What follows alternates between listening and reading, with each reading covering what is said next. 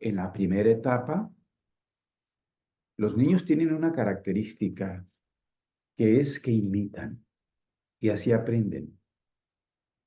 Y esto sucede hasta la segunda dentición. En la segunda etapa, el segundo septenio, hasta los 14, que es la pubertad, el niño busca una autoridad. Necesita una autoridad que le diga qué es lo que debe saber, sentir y qué es lo que debe querer. Y en el tercero de los septenios, en la etapa de la pubertad a los 20, 21 años, comienza aquí el joven a relacionarse con el mundo haciendo sus propios juicios, haciendo él mismo sus juicios sobre lo que le rodea. Es la etapa donde comienza a preguntarse qué son las cosas, qué sí, qué no, quiere saber la verdad. Considerando todo esto, nos damos cuenta, pues, de que en la primaria es cuando tenemos ante nosotros a un ser que necesita que nosotros comencemos a usar la lógica. Antes de la primaria, nosotros estamos todavía en un proceso donde la imaginación es lo que predomina. Y en la imaginación no necesitamos la lógica. El niño cuando piensa no está usando todavía el intelecto. Lo que sucede dentro es un fluir de imágenes constantemente. Y esto está conectado, claro, con su sangre, más que con su nervio. Está conectado más con su voluntad que con su cabeza, que con el pensar. De tal manera que no es necesario lo racional, lo lógico. Pero ya en la primaria comienza el pensamiento a transformarse de ser imaginativo a ser, pues, más racional, más lógico. Incluso gradualmente comienza a usar su memoria. Y es importante que nosotros demos a la enseñanza una característica lógica, gradualmente, sin dejar de usar la imaginación, pero la lógica entra en la imaginación. Y el proceso de la lógica, el proceso racional, tiene tres elementos. Y estos tres elementos son la conclusión, el juicio y el concepto. En donde de entrada nosotros escuchamos eso y decimos, pues lo primero que uno tiene, pues es el concepto. O incluso uno puede pensar, pues el juicio. Y lo último, la conclusión. Y aquí Rudolf Steiner nos hace ver que en realidad lo primero que sucede es la conclusión. Y uno tiene que preguntarse, ¿y cómo es eso? Pon el ejemplo de que uno va a un zoológico a ver los leones. Antes de ir al zoológico, uno tiene ya en su experiencia de vida, pues ciertos conceptos, se ha hecho ciertos juicios de lo que va a haber.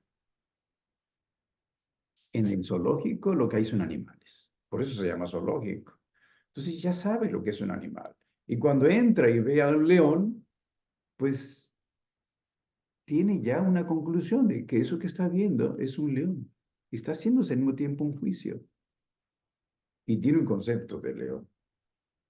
Y esto pareciera no quedar muy claro de que primero es la conclusión, porque todo se da en un instante.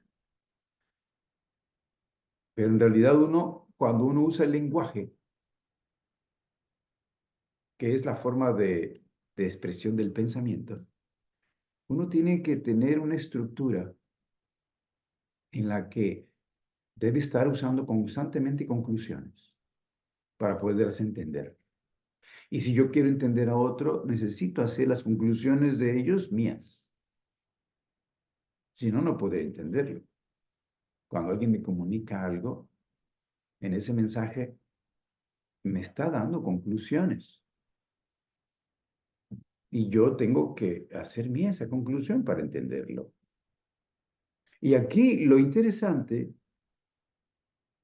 es de que, así como el león que estoy viendo en el zoológico, es un concepto el que yo ya puedo tener un juicio y al mismo tiempo una conclusión, debemos diferenciar que la conclusión es esa parte de la llamada lógica que solo sucede en el alma despierta. O sea, en la parte más consciente del proceso mental. Recordemos que esto de la lógica, si analizamos, estudiamos el origen griego, que es donde comenzó, el pensamiento lógico comenzó en la época grecolatina, pues se tiene cierta definición en el silogismo, donde se compone de dos premisas y una conclusión al final. Y dice el ejemplo de que los seres humanos son mortales, como una primera premisa. Y luego dice, Cayo es un ser humano. Entonces ya tenemos dos premisas. La primera es, los seres humanos son mortales. La segunda premisa, Cayo es un ser humano. Conclusión lógica, Cayo es un ser mortal. Eso, vamos a decir, el aspecto científico de lo que es la lógica, en realidad no se debe enseñar directamente nunca. Dice Steiner, la ciencia se enseña indirectamente a través de nuestra conducta a los niños. Pero en este caso, hablando de la conclusión, que en el silogismo quedó al final, pues nos puede generar una contradicción, una confusión, porque siempre pensamos que al final está siempre la conclusión, porque así sucede en el silogismo. Pero en realidad estamos constantemente haciendo conclusiones porque estamos usando la parte más despierta de nosotros al estar pensando y al estar comunicándonos. Y la conclusión solo puede ser sana si sucede en el área de la cabeza, que es donde está el alma despierta en vigilia, consciente. Y por eso nosotros no debemos nunca dar conclusiones acabadas a los niños, porque sabemos que los niños no están totalmente despiertos en su alma. Está en proceso de despertar en la cabeza.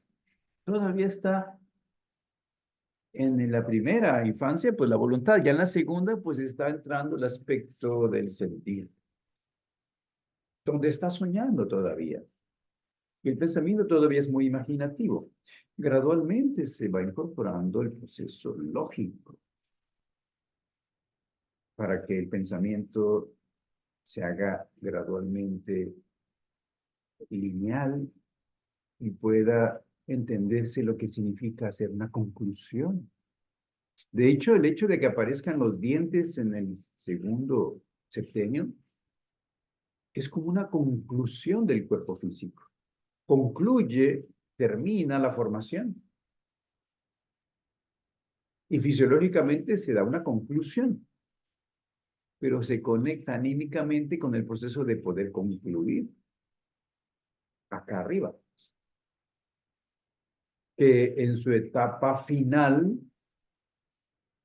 nos lleva a una definición. Pero aquí lo primero que debemos entender es de que si nosotros damos a los niños una conclusión ya elaborada y acabada, esto va a arruinar el alma del niño. porque él no debe recibir conclusiones acabadas. Lo que debemos de hacer siempre es caracterizar lo que estamos enseñando.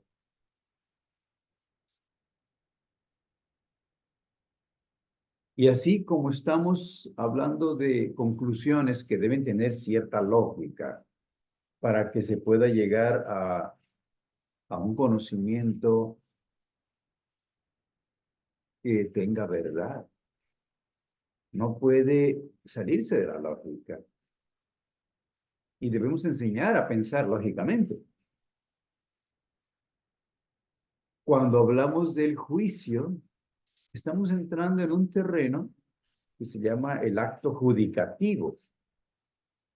Es yo elaboro un juicio cuando estoy observando algo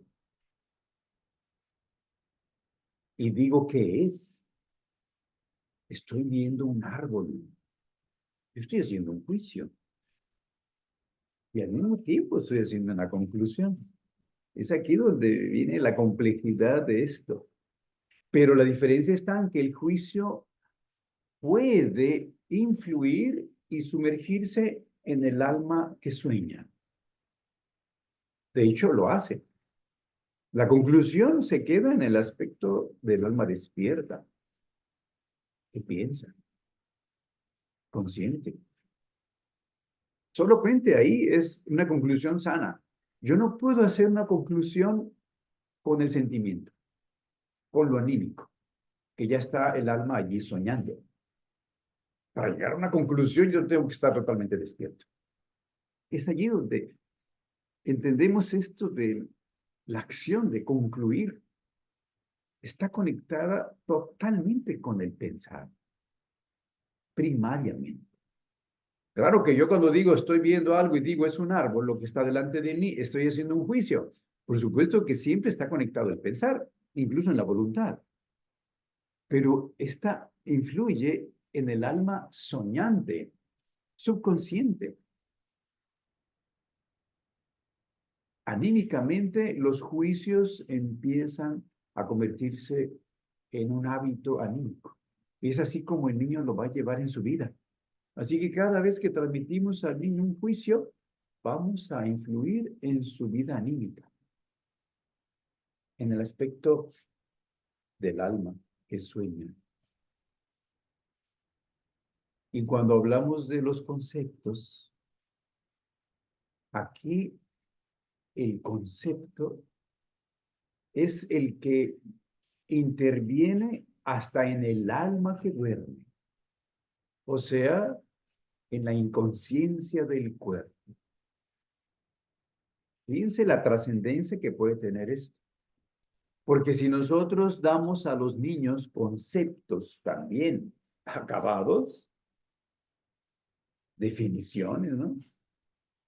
Esto va a influir en su cuerpo, que finalmente va a ser su fisionomía. Cuando vemos a una persona, por lo general vemos la cara, claro que podemos ver lo demás, pero lo que más caracteriza a la persona es su cara. En la cara vemos una expresión que decimos la fisionomía de la persona. Y allí, ¿qué estoy viendo en la fisionomía? Bueno, ahí estamos viendo todos los conceptos que nuestros papás, nuestros maestros inculcaron en nuestra alma desde niño. Porque cuando nosotros nacemos tenemos un cuerpo ya hecho, pero los contornos no están hechos. El alma tiene que elaborar los contornos del cuerpo, que es la fisionomía. Por eso es de que no nos parecemos los hermanos de, de una familia que recibió la corriente hereditaria igual, ¿no? La misma corriente hereditaria hizo hermanos distintos porque cada quien tiene un bagaje de concepciones que va haciendo contornos distintos, además de la individualidad que trae de su alma. Ya sabemos. Y la fisionomía de los seres humanos es dada como factor predominante por los conceptos. Todo lo que el alma acumula como conceptos en su vida, esto de los conceptos que vamos recibiendo desde la primera infancia y continúan hasta el tercer septenio, esto va a ser cómo nos vamos a ver, va a influir en la fisionomía de nuestro cuerpo. Es casi de no creerse, ¿no? Que cómo alguien camina, cómo alguien se para, cómo alguien se mueve, qué actitud toma corporal y sobre todo los gestos de su cara. Están influidos por los conceptos que han entrado en su alma, pero de manera inconsciente, que incluso el alma soñante a través de los juicios influyó, porque el alma consciente, que es el pensar, no influye tanto en lo corporal, en lo inconsciente, pero el alma soñante, que está más cerca, que es el subconsciente, ese sí influye. Entonces, todos los juicios que se van dando, que se van teniendo, y todos los conceptos forman nuestra fisionomía y nuestra, vamos a decir, nuestra cara. Esto es interesante. La educación actual ha cambiado, pero no totalmente. Lo que pasa es que la sociedad se ha hecho más compleja. Tenemos a nuestro servicio las máquinas, la tecnología, y tenemos otras formas que se han añadido, que eso ha cambiado la forma de educar, pero en realidad no se ha logrado todavía en la pedagogía convencional que tengamos el máximo cuidado de no dar conclusiones acabadas, emitir nuestros propios juicios a los niños y que también reciban los conceptos ya acabados, como cuando enseñamos un libro, historia natural, lo que es un animal, en donde leemos qué es un león, qué es un pulpo, qué es un ratón. Puras definiciones, definiciones acabadas, porque una definición por sí misma ya es algo terminado, ya que le vas a incluir, ya se acabó, es finito, definito. Es un concepto que todavía lo hacen en la enseñanza convencional. Esto es terrible,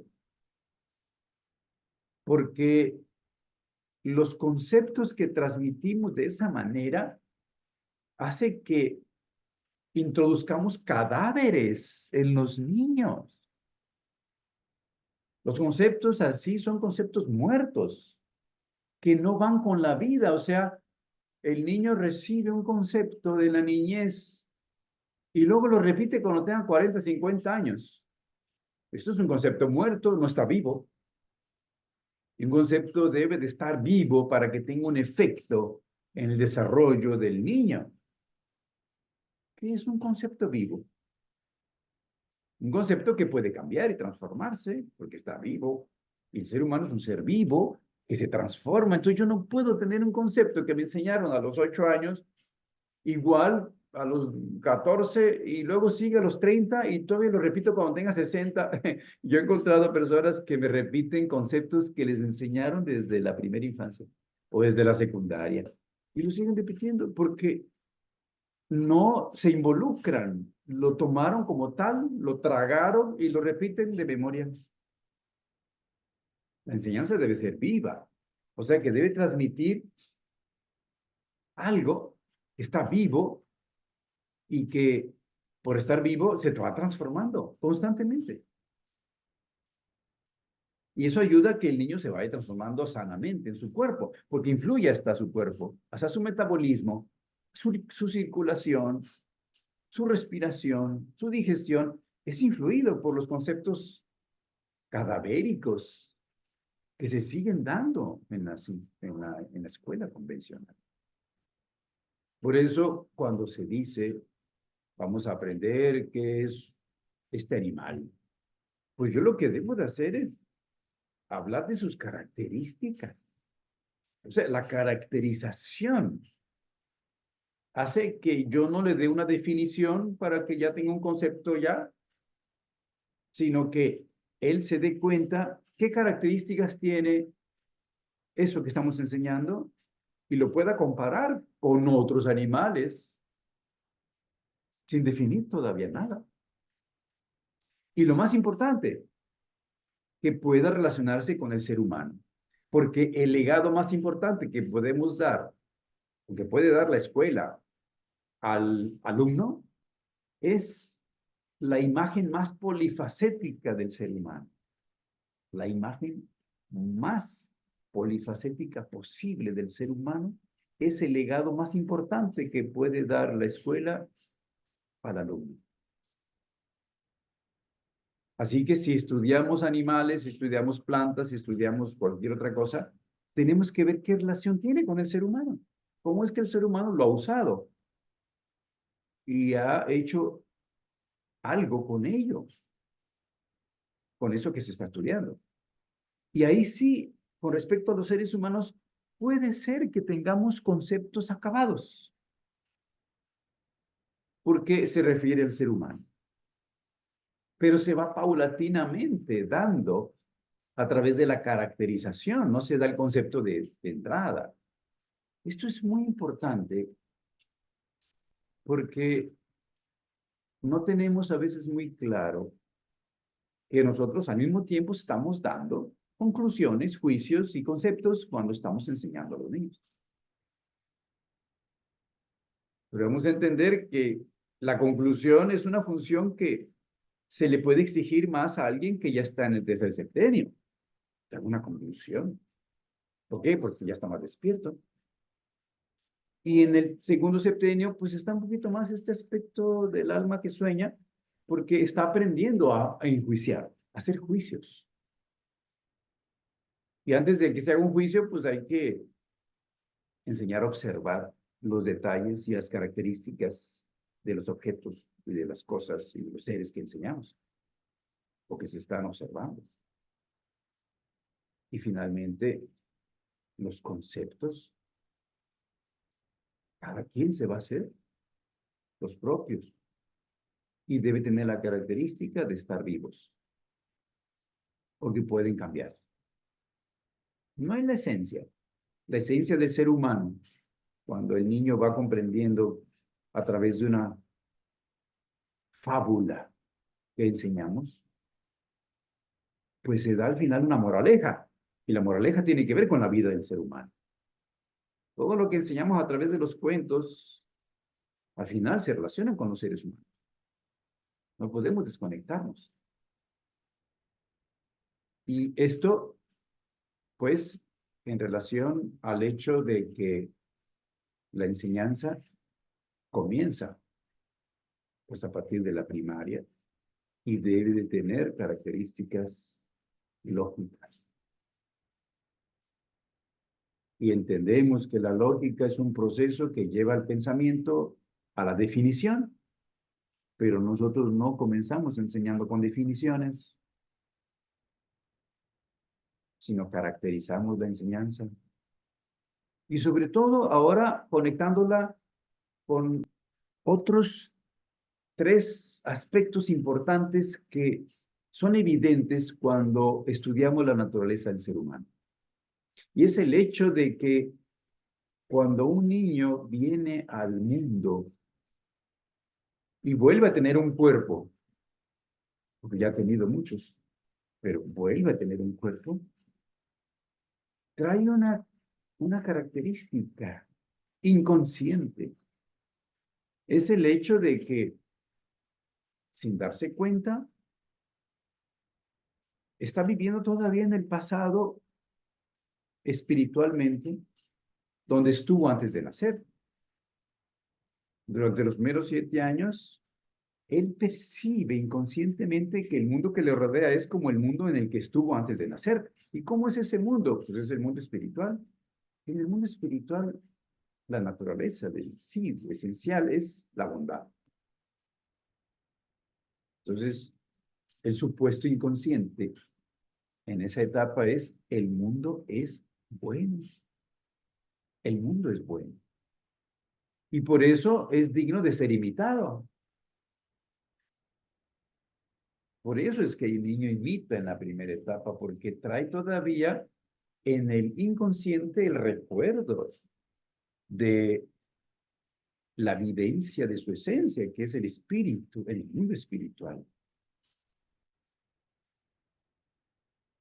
Y nosotros debemos plasmar, saturar esa atmósfera, pues, de bondad,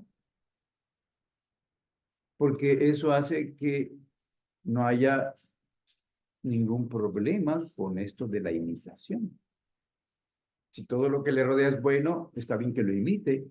El problema comienza cuando no todo lo que está alrededor del niño, pues es bueno. Comienza a ser algo inmoral, algo que no es correcto, es inadecuado, es malo. El niño lo va a imitar y después nos preguntamos por qué actúa así un niño. Pues, pues hay que ver qué está observando, qué está escuchando, qué está percibiendo a su alrededor, porque todo lo va a imitar. Por supuesto que puede ser en su casa, que es de donde viene, ¿no? De su casa. Y pues ahí es donde están las primeras impresiones que luego va a imitar inconscientemente. Y luego en la escuela, pues va a tener conductas que decimos, ¿de dónde? Pues esta es su casa, claro. Y a lo mejor no es de su casa paterna, a lo mejor es de las familias, de donde lo lleven, donde observe, lo que perciba como una esponja lo va a imitar. Y luego, en la segunda etapa del desarrollo, el niño comienza a percibir algo más. Comienza a querer vivir el presente, gozándolo. Esto es una particularidad del segundo septenio.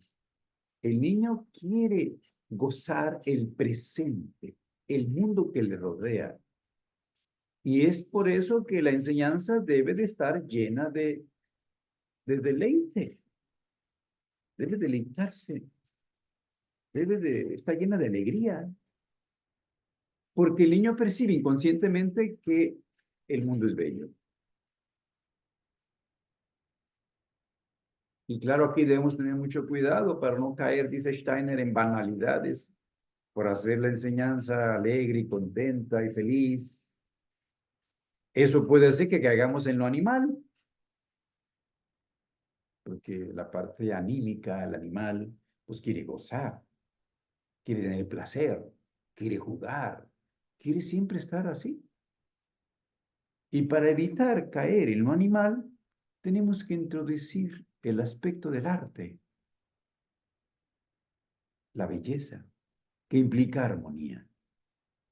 Cuando se capta la armonía, cuando se vive, y sobre todo el maestro, si lo vivencia y lo realiza en sí mismo, la enseñanza tiene estética, tiene belleza. Y entonces el niño lo goza. Por sí misma la armonía y la belleza despiertan un sentimiento de placer en el alma, un gozo.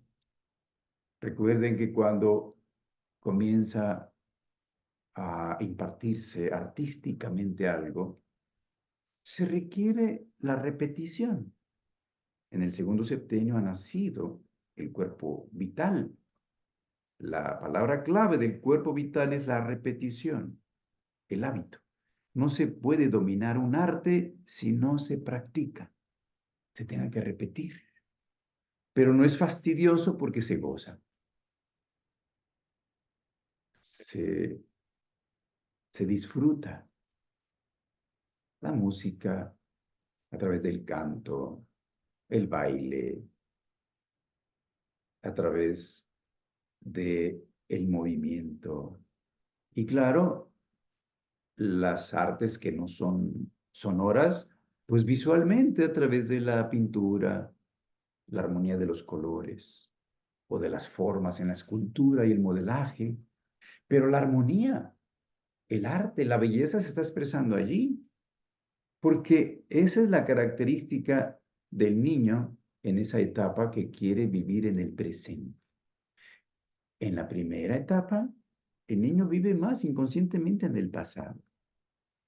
En la segunda, se implanta más en el presente, por esta característica. Y para evitar que esto suceda de manera animal y trascienda la parte humana, se incluye el arte.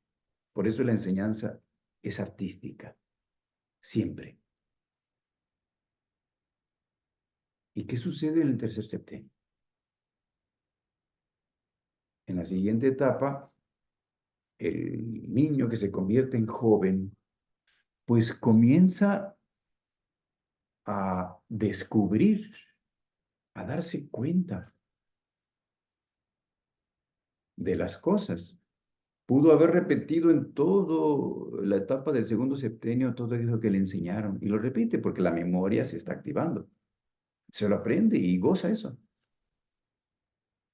Pero no lo entiende todavía desde la cabeza. Todavía no tiene sus propios conceptos. Todavía no puede hacer juicios propios, maduros, ni conclusiones. Pero comienza gradualmente en el tercer septenio, porque es donde se está fraguando esto de los impulsos del porvenir, para descubrir lo verdadero, que también es el mundo. Es aquí donde viene la enseñanza científica. Gradualmente, es importante que use su propio pensar, ahora sí. Donde vimos esto, él, sus conclusiones, las comienza a hacer, sus juicios y sus conceptos que deben estar llenos de vida porque hemos enseñado a que no se defina todo desde un principio, sino solo se caracterice. Entonces, cuando viene esta etapa, pues se orienta el aspecto del futuro, porque el mundo es verdadero. Entonces, tenemos aquí esto de que en el primer septenio, el supuesto inconsciente de que el mundo es bueno debe considerarse. En el segundo septenio, el supuesto inconsciente de que el mundo es bello. Y en el tercero, el supuesto que se está haciendo consciente de que el mundo es verdad y que él puede por sí mismo encontrarla. Y por eso comienza a dudar de todo lo que se le enseñe. La autoridad cambió. Recuerden que la autoridad en el primer septenio está depositada en los padres. Y la primera es la mamá. Pues esa es la primera autoridad que tiene un niño. Luego aparece el papá con el proceso de desarrollo. Pero ya en la primaria se empieza a desplazar. Los papás ya no son la máxima autoridad en un niño. ¿Quién es la máxima autoridad? Pues la maestra. O el maestro, en caso de que sea varón. Y contradicen a la mamá y al papá. No, no, no, mi maestra dice esto y esto y esto. Porque eso necesitan. Además, el maestro y la maestra lo son por toda la primaria. Pero aún así, en la primaria convencional, la autoridad del maestro, que va cambiando cada año, tiene mucha fuerza, mucha influencia en los niños. Dice en el tercer septenio, cuando ya viene esto de pensar más en lo que vendrá después. ¿Qué hará con su vida? Un niño de la segunda infancia en primaria todavía no piensa en eso. Aunque pueden ellos decir que quiere ser cuando sea grande, pues es parte de un juego. Pero realmente no sabe lo que quiere todavía, lo que significa que va a ser en el futuro hasta que tenga el tercer septenio, la posibilidad de tener estos impulsos, porque empieza a pensar por sí mismo, empieza a aparecer su individualidad, sus propios deseos, sus propios sentimientos y pensamientos. Y aquí hay algo muy interesante que dice Rudolf Steiner. Tenemos que despertar en la enseñanza el respeto, una conducta respetuosa. la veneración y sobre todo una actitud devocional, para que cuando sea adulto, mayor, cuando sea anciano, pueda bendecir. Y un anciano no podrá bendecir si de niño no aprendió a rezar. Y aquí puede ser conflictivo para la mente adulta decir, ¿cómo? ¿Vamos a meter cuestiones religiosas? No. El rezar es conectarse con la esencia espiritual del ser humano. Considerando eso, y no quiere decir que yo aquí meta cuestiones convencionales religiosas, pero un niño que no aprendió en su infancia a rezar, no tendrá la capacidad de bendecir a otros cuando sea anciano. Esto es muy interesante, porque tuvo dentro vivo el proceso de la devoción. Esto de la devoción lo siente un niño de manera natural y debe continuar en una actitud respetuosa, incluso de reverencia y veneración. Recuérdense que venerar viene de Venus, y Venus es la fuerza del universo que tiene que ver con la belleza y el respeto por todo lo que nos rodea y por toda la vida que se desenvuelve, considerando que en su esencia todo eso que está alrededor y que está constantemente cambiando, pues existe porque existe lo espiritual. Esto es importante, que se mantenga. Y si se mantiene la devoción desde la primera infancia, cuando se es adulto, no se necesita una religión. Eso puede parecer chocante, porque se vive, en realidad, la unidad. Se está religado siempre. La necesidad de una religión convencional es porque se desligó el ser humano. Entonces necesita religarse. Y de ahí viene la religión. Pero un niño que crece así, con conceptos vivos que se van transformando, con juicios que en su alma va llevando porque aprendió a hacer sus propios juicios y sus propias conclusiones, sin haberlas recibido acabadas como cadáveres ni conceptos, sino que está en esa actitud que no perdió, que es el contacto con lo espiritual a través de la devoción, por la forma en que enseñamos.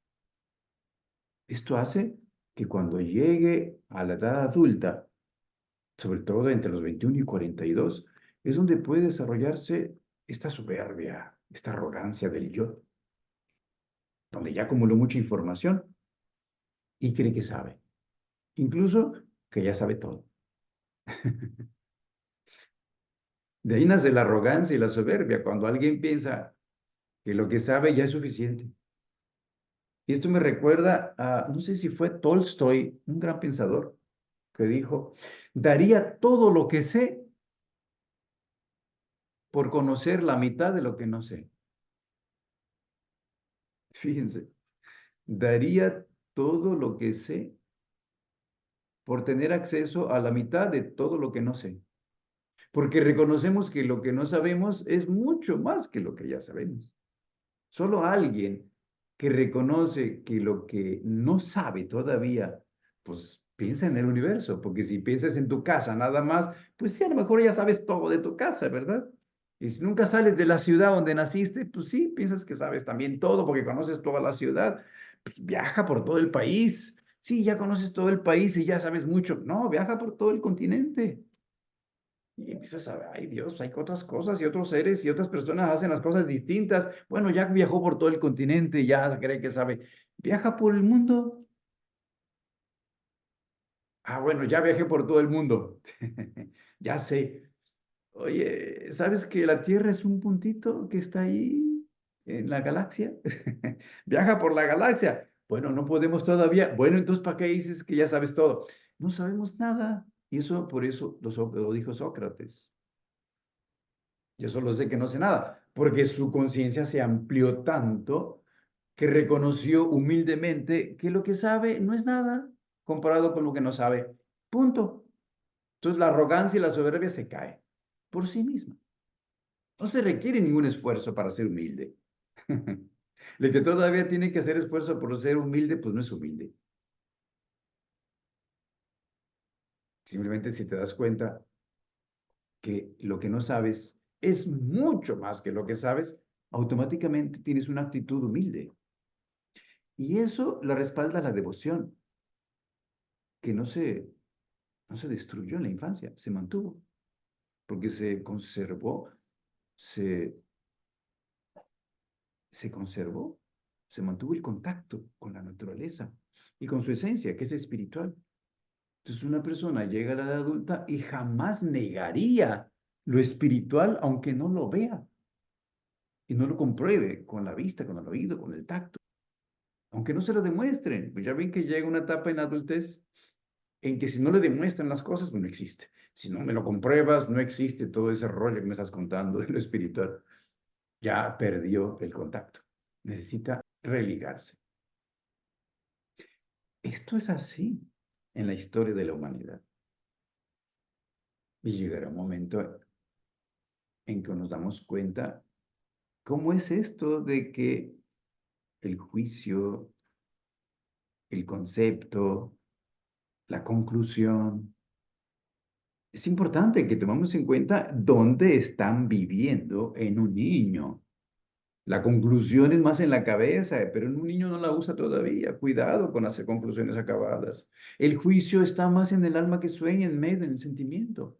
Entonces hay que enseñar a hacer juicios adecuadamente para que algún día tenga sus propios conceptos, que actúan hasta en lo más inconsciente que es el cuerpo y que es lo que va a definir su desarrollo y finalmente su fisionomía.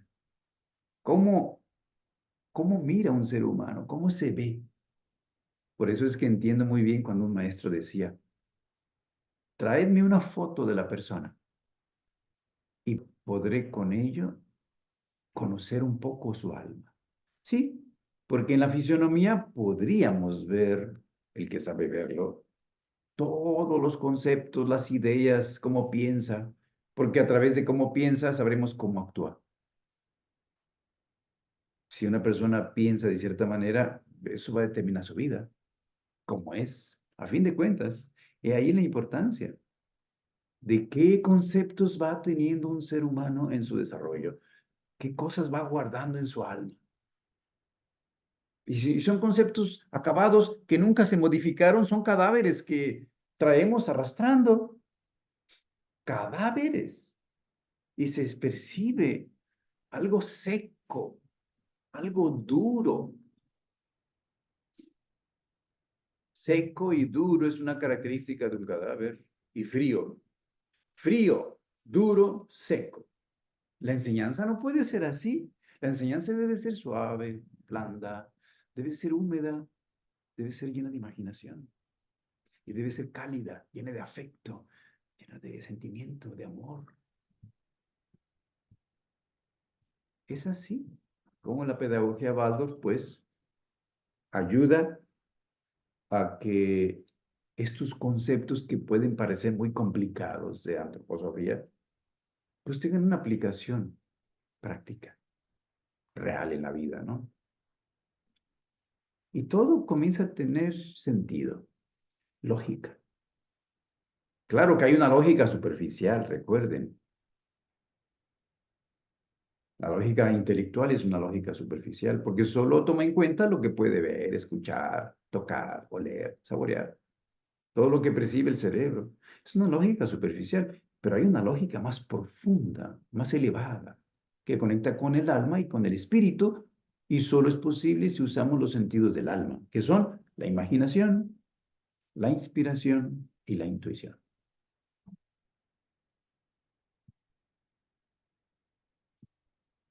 Muy bien.